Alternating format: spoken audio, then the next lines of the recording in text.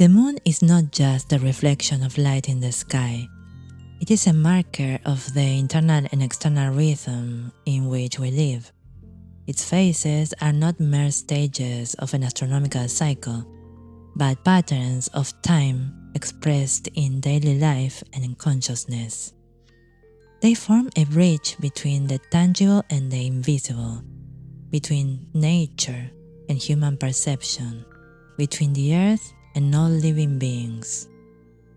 The moon shapes the tides, guides sowing and harvesting cycles, and synchronizes bodily rhythms. It is a natural clock that beats with the earth, reminding us that we are not separate from this world, but part of it. Each lunar phase is a conversation between light and shadow, a pulse that reminds us that time is not linear but cyclical, just like our nature.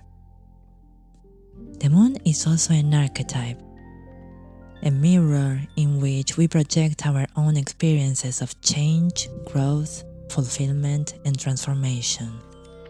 The ancients saw it as the great mediator between heaven and earth, a reflection of the invisible rhythms that govern existence. In many traditions, it was associated with the flow of the soul's internal tides, the connection with intuition, and the mystery of rebirth. For agricultural societies, it was the mother of cyclical time, marking the moments of planting and harvesting, while in mythology, it represented the dance between light and shadow within every being.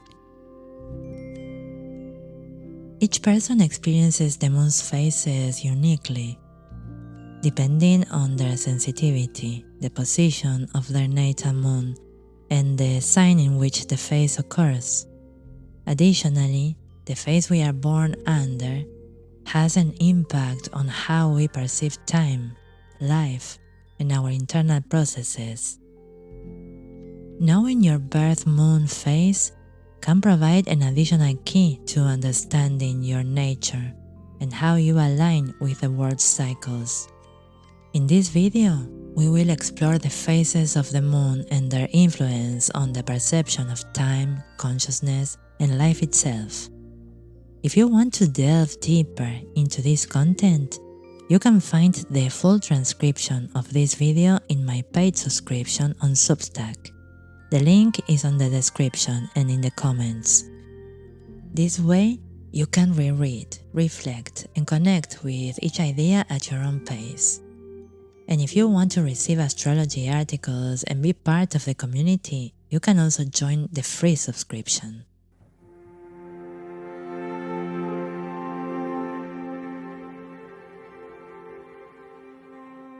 New moon, the silent beginning, the seed in darkness. Internal experience feels like a fertile void, a pause where everything is possible but has not yet taken shape. It is a moment of deep introspection, of connecting with what has yet to be named. There may be a feeling of uncertainty, but also a silent intuition that something new is about to emerge.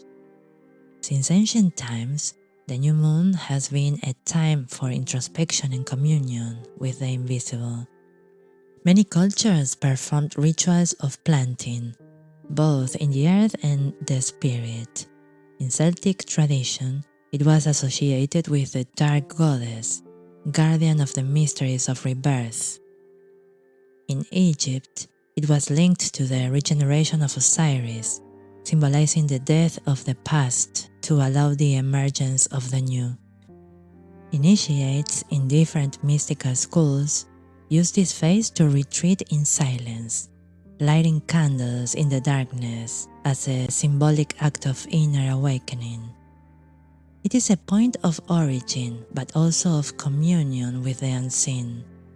It is not just about planting intentions, but about a time where consciousness aligns with the new before it becomes visible. It is the gestation of a possibility, the darkness of potential before it takes form in reality. Here, everything feels more internal, intuitive, as if time has not yet fully awakened.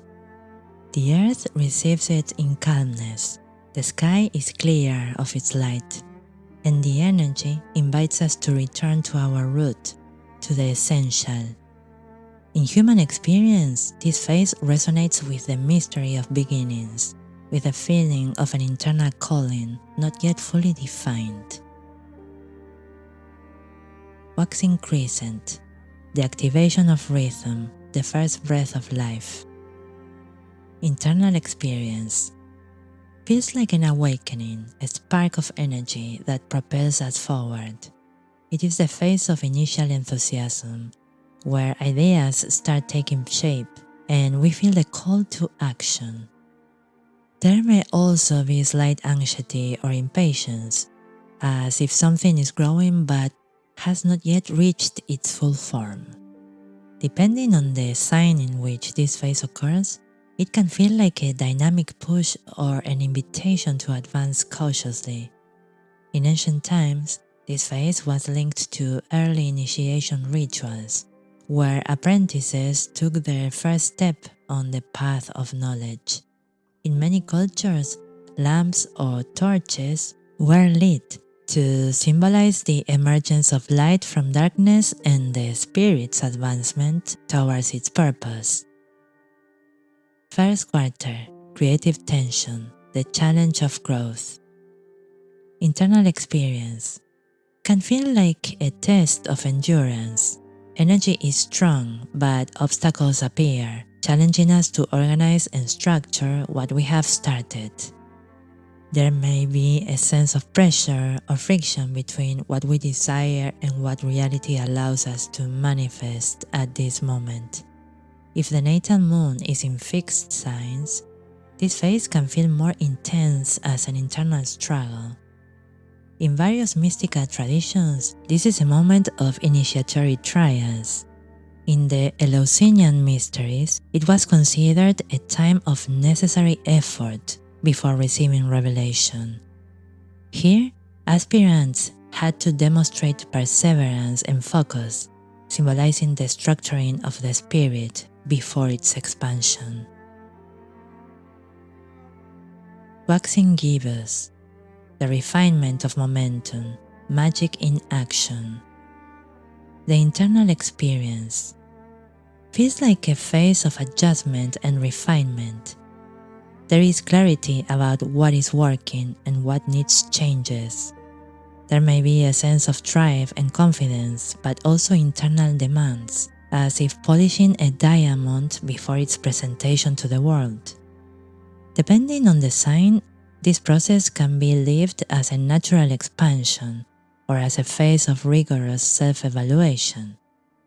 In ancient astrology, this phase was seen as the moment where teachings were refined before the grand revelation. In many mystery schools, consecration rituals were performed in this phase to strengthen the connection with the divine before the full moon's plenitude. Full moon, plenitude and the expansion of time, the revelation, the internal experience. Everything becomes more intense, emotions surface more easily, and there is a sense of clarity, but also of exposure. What has been in the process is now fully revealed.